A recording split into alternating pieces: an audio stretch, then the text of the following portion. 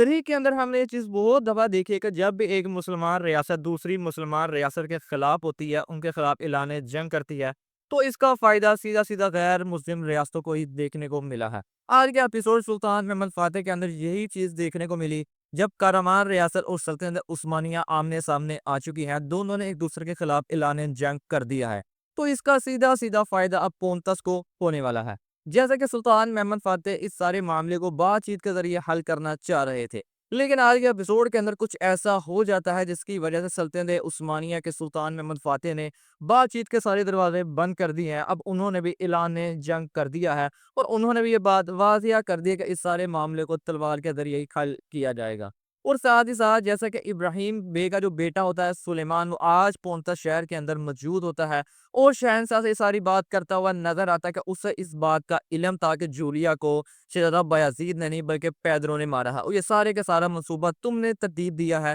ہم دونوں ریاستوں کو آپس میں لڑوانے کا۔ لیکن تم فکر نہ کرو، میں بھی یہی چاہتا تھا، میں بھی کوئی نہ کوئی وجہ ڈھونڈ رہا تھا جس کی وجہ سے سلطنت عثمانیہ کے خلاف اعلان جنگ کیا جا سکے، تاکہ دنیا کو واضح کیا جا سکے کہ جو ترکوں کی سب سے بڑی ریاست ہے وہ ہماری ریاست کارمان ریاست ہے، نہ کہ سلطنت عثمانیہ۔ اور اس کے بعد وہ قاسم بے کے پاس جاتے ہیں اسفندریہ شہر کے اندر، جہاں پر شہزادہ بایزید کی شادی ان کی بیٹی گل پری کے ساتھ ہونی تھی، اور یہ ساری کی ساری بات جا کر انہیں بھی بتا دیتے ہیں کہ ہم نے ان کے خلاف اعلان جنگ کر دیا ہے، اور انہوں نے ہمارے خلاف کیا کیا، اس ساری بات سے بھی ان کو واضح کر دیتے ہیں۔ لیکن یہاں پر جو اسفندیہ کے سردار تھے قاسم بے، انہوں نے تھوڑا صبر کا مظاہرہ نہیں کیا، غلطی کی جب محمود پاشا شہزادہ بایزید کے ساتھ ان کی سرزمین پر آتے ہیں، وہاں پر انہیں پہلے ان کی بات سننی چاہیے تھی، لیکن ان کی بات سنے بغیر ہی انہیں اپنے شہر سے نکال دیتے ہیں، اور یہ بھی بات واضح کر دیتے ہیں کہ جو ہمارے درمیان رشتہ داری قائم ہوتی، اب وہ رشتہ ختم ہو چکا ہے۔ اس بات کے بعد شہزادہ بایزید اور محمود پاشا وہاں سے چلے جاتے ہیں، لیکن راستے میں گارڈ لگا کر حملہ کیا جاتا ہے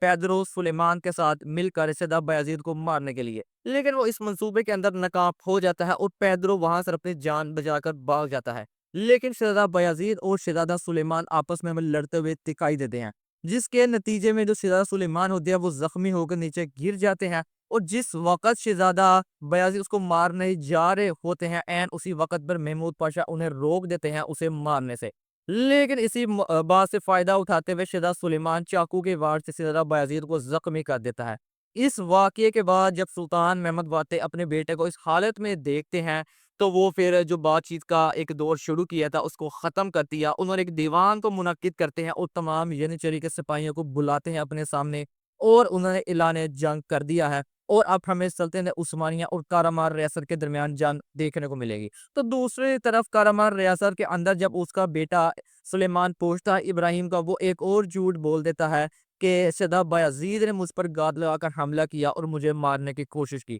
تو دوسری طرف اب سلطان ابراہیم نے بھی اعلان جنگ کر دیا ہے، انہوں نے بھی اپنے فوج کو تیار ہونے کا حکم دے دیا ہے۔ ان دونوں ریاستوں کے ٹکرانے سے سیدھا سیدھا جو فائدہ ہوگا وہ پونتس کو ہوگا، جیسا کہ ایپیسوڈ 1 کے اندر سلطان محمد فاتح نے پونتس کی مہم کا آغاز کیا تھا، اس کو فتح کرنا چاہ رہے تھے، اب وہ تھوڑی سی مہم روک دی جائے گی ان دونوں کے معاملہ حل ہونے تک۔ تو دوسری طرف آج کے ایپیسوڈ کے اندر ہمیں پونتس شہر کے اندر مقدس امانتوں کو لے کے تھوڑی سی سٹوری دیکھنے کو ملتی ہے، جس کے چلتے ہوئے پوپ ایک پادری جان اور ساتھ میں نوتس جو ہوتا ہے شیو سوار، اس کو بھیجتا ہے یہ مقدس امانتیں ڈھونڈنے کے لیے، اور وہ اسے کلیسے کے اندر تمام لوگوں کو موت کے گارڈ اتار دیتے ہیں جو اس کی حفاظت کر رہے ہوتے ہیں، لیکن وہاں پر انہیں وہ مقدس امانتیں تو نہیں ملتی، لیکن انہیں وہ تحریر کا دوسرا حصہ مل جاتا ہے، جس تحریر کا پہلا حصہ سلطان محمد فاتح کو قسطنطنیہ کے اندر مل چکا تھا۔ لیکن یہ بات وہ بھی جانتے ہیں کہ اس کے دو حصے تھے، جو کہ ایک حصہ سلطان محمد فاتح کے پاس ہے، دوسرا ہمارے پاس۔ جب تک یہ دونوں حصے آپس میں نہیں ملیں گے ہم مقدس امانتوں تک نہیں پہنچ پاتے۔ اور اسی وقت اگر انہیں یہ بات پتہ چل جاتے کہ سلطنت عثمانیہ کے کچھ جاسوس ہمارے شہر میں آ چکے ہیں، وہ بھی مقدس امانتوں کے پیچھے ہیں، اور اسی کے چلتے ہوئے ایک شخص سے رابطہ کیا جاتا ہے جو جاسوس سلطان محمد فاتح کے بھیجے گئے ہوتے ہیں، کہ تاکہ وہ اس پادری جان سے مل سکے، اس سے وہ مقدس امانتوں کا دوسری تحریر حاصل کر سکے، لیکن اصل میں وہ شخص شہنشاہ کے کمیونس کے لیے کام کر رہا ہوتا ہے، اور وہ منصوبہ ترتیب دے کر ان تمام جاسوسوں کو پکڑا دیتا ہے۔ لیکن ایپیسوڈ کے اندر لاسٹ پہ جا کے ہمیں چیز دیکھنے کو ملتی ہے کہ ولیڈ ڈریکولا اس ساری بات سے پہلے سے واقف ہوتا ہے کہ یہ جو شخص ہے یہ اصل میں ہمارا جاسوس نہیں بلکہ شہنشاہ کا جاسوس ہے، اور وہ اسے یہ بھی بات کرتا ہوا نظر آیا کہ جو مقدس امانتیں ہیں وہ کافی زیادہ اہمیت کی حامل ہے۔ اگر وہ کسی ایک عیسائی کے ہاتھ لگ جائیں تو وہ ساری دنیا اس کے تابع ہو جائے گی، وہ سب سے زیادہ پاور میں سپر پاور انسان بن سکتا ہے، اور میں بھی ایک عیسائی ہوں۔ یعنی کیا واقعی سلطان محمد پادہ کے خلاف ہونے جا رہا ہے ولیڈ ڈریکولا ان مقدس امانتوں کے لے کر، یا پھر اس کے پیچھے ایک اور منصوبہ ہو سکتا ہے کہ جیسا کہ ولیڈ ڈریکولا پہلے سے یہ بات جانتا تھا کہ یہ شخص جو ہے شہنشاہ کے لیے کام کرتا ہے، اور اس نے جان بوجھ کر اس شخص کا اعتماد حاصل کرنے کے لیے سارا منصوبہ ترتیب دیا اور اپنے ہی جاسوسوں کو پکڑوا دیا تاکہ اس کا اعتماد حاصل کیا جا سکے، اور پھر اس کی مدد سے پادری جان سے دوسری تحریر حاصل کر کے مقدس امانتوں کو میں حاصل کر پاؤں گا۔ اب یہ تو آنے والے ایپیسوڈ کے اندر اس کا خلاصہ ہو جائے گا کہ اب ولیڈ ڈریکولا کے اور سلطان محمد فاتح کے درمیان دشمنی کا آغاز ہو چکا ہے، یا ابھی اس کے اندر کچھ ایپیسوڈ باقی ہیں۔ آج کا ایپیسوڈ آپ کو کیسا لگا کمنٹ کر کے ضرور بتائیے گا۔ ملتے ہیں آپ سے نیکسٹ ویڈیو میں۔